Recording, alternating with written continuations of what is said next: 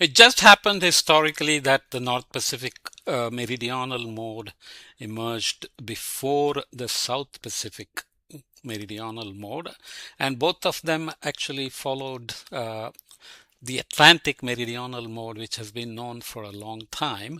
We have an Atlantic Nino that we already discussed, and then there is also a meridional mode, which was also called a dipole mode before, and the follow-up to the Pacific Meridional mode happened in multiple steps, but we already talked about how the stochastic forcing in the winter in the northern subtropics can create a pressure signal which then can act on SSTs through winds, and then you have wind evaporation SST feedbacks.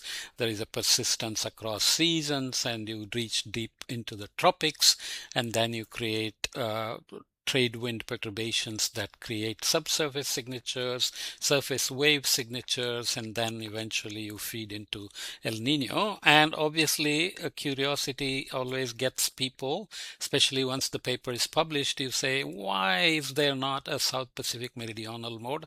Sure enough, there is one. So this paper looks at the impacts of South and North Pacific meridional modes on the El Nino Southern Oscillation with some observational analysis and comparison. For both of them, the key question is whether they are independent of El Nino.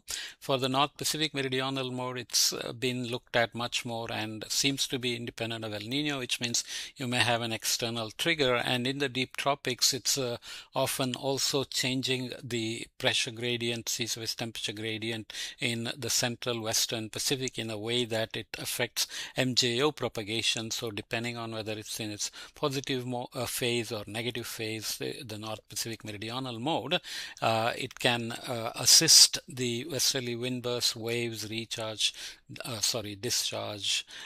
Kelvin waves, Rossby waves, and El Nino. South Pacific meridional mode is still not shown to be completely independent of El Nino, but if it has a lead time signature, so if you can use it to see if El Nino is coming because of its influence, then you can still use it for predictions. Whether it's independent is a different science question, but if it occurs before the El Nino, then you can still use it, okay? An intraannual variability mode in the Southeast Pacific with a physical interpretation similar to that of the Pacific Meridional mode in the North Pacific was recently identified. Both modes have been shown to influence the subsequent development of El Nino Southern Oscillation events, so El Nino and La Nina based on their signs. This study investigates the relationship between ENSO and the two PMMs, Pacific Meridional modes, using observational and reanalysis data. The results show that the South Pacific Meridional mode mainly favors the development of sea surface temperature anomalies in the eastern equatorial Pacific, whereas the North Pacific Meridional mode, NPMM, mainly favors the development of SST anomalies in the central equatorial Pacific. Both of the meridional modes are considered to be analogous in terms of their physical interpretations and can be important predictors of ENSO when considering different flavors of ENSO. Neither the NPMM nor the SPMM can be precluded as accurate indicators when forecasting particular flavors of ENSO. So what they have done is to argue that beyond forcing El Nino, they also have different impacts on El Nino. NPMM can produce more the CP El Nino, and the SPMM has an impact on the Eastern Pacific and can produce more the canonical or cold tongue El Nino. So look at some figures quickly. I'm not going to spend a lot of time. The idea of this series of podcasts came out of the big news about Super El Nino of 2026 and lots of postings on social media, many of them making kind of inaccurate statements, let's say, but I'm just adding some technical details to some of the statements. So here it is regression maps of the maximum correlation analysis leading more SST normalized expansion. So essentially you get the North Pacific meridional mode and the South Pacific meridional modes appearing. So it's essentially something that is intrinsic to the Pacific.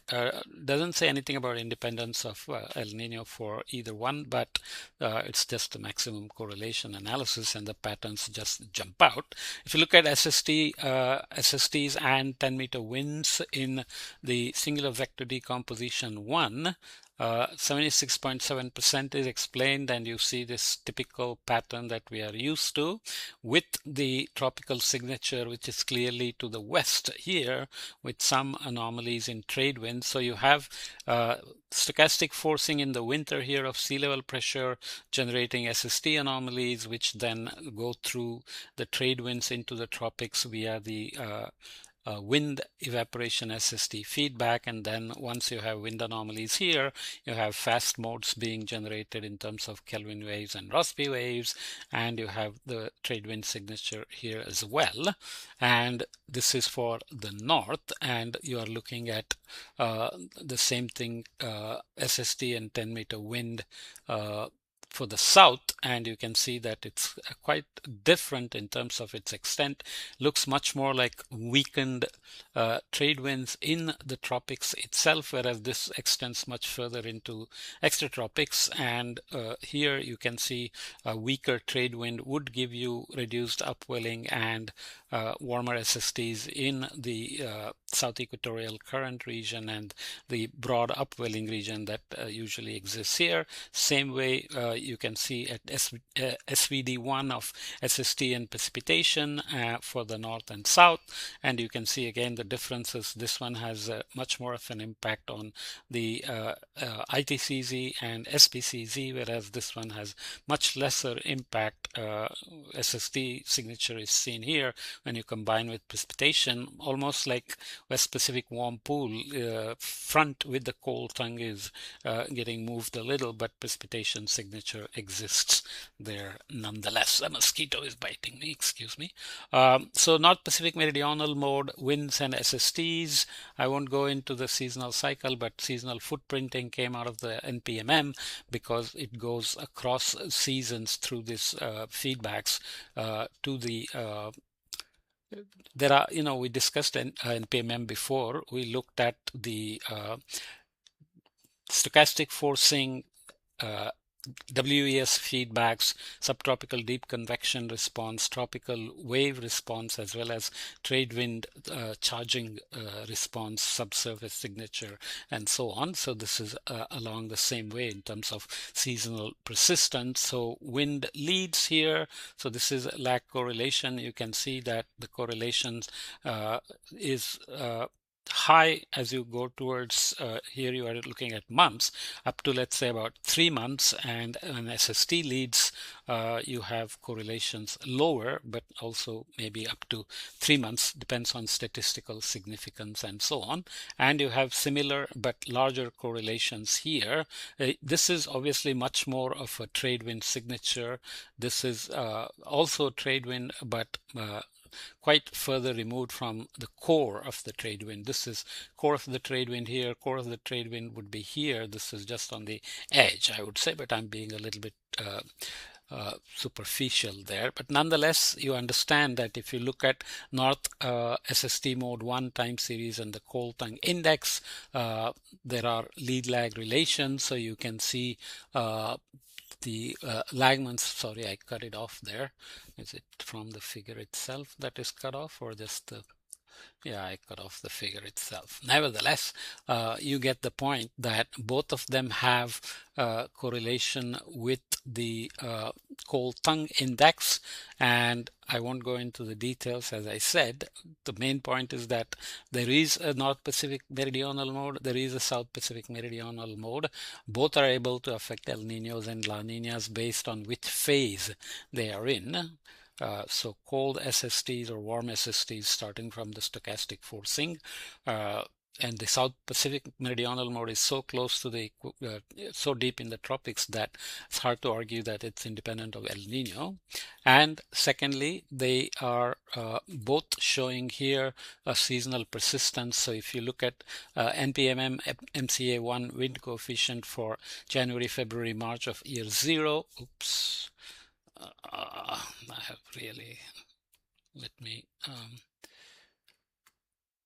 Yeah, sorry about that.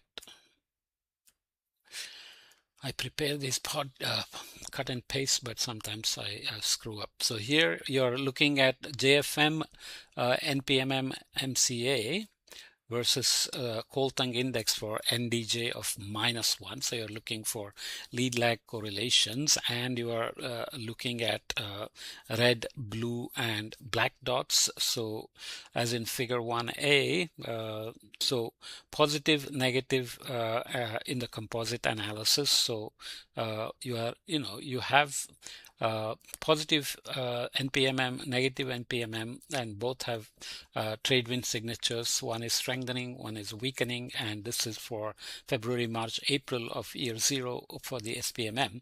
Because of the hemispheric difference, you have to look at different seasons. This is JFM 0 of NPM MM wind coefficient with Koltang index of JFM 0. This was NDJ -1. So you can see here CTI of FMA 0 with FMA 0 of SPMM. Am I being a little too brief? Yes, because I want to get to this figure.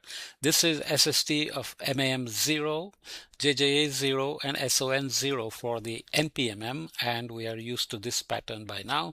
This is how this year looked quite a bit, but so far NPMM was actually in a negative phase coming into 25, 26, or the 26 El Nino.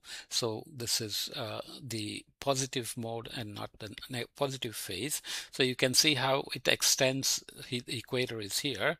So starting here, trade wind signature, SST wind evaporation feedbacks coming deep here, setting off waves extending eastward, and then SON, you see a full-blown El Nino-like pattern here with a extratropical signature, which is what we called the subtropical deep convection signature. Okay, so you can also think of that as maybe somewhat of a Aleutian low signature. So you have Rossby waves, Kelvin waves here, but people also invoke Rossby waves here. For the Southern Pacific Meridional mode, you have, remember the southern hemisphere is here, this is the equator here, so don't get confused about latitudes. This is MAM 0, JJ 0, SON 0 for the South Pacific Meridional mode. Obviously we are starting with a signature in the eastern Pacific as opposed to the western Pacific going east, so you expand here. So you can see the clear difference, and this is the argument by this paper that the NPMM and SPMM can generate different flavors of El Nino.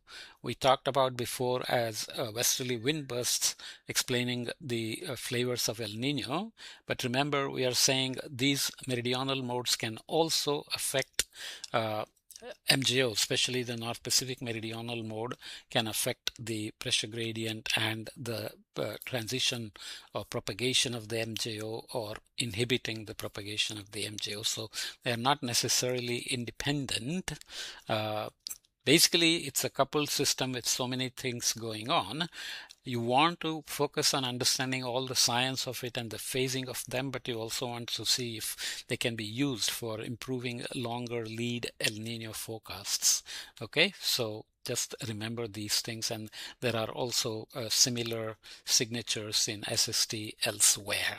Okay, this is looking at winds and SST, so you can see weaker winds giving you warmer SSTs.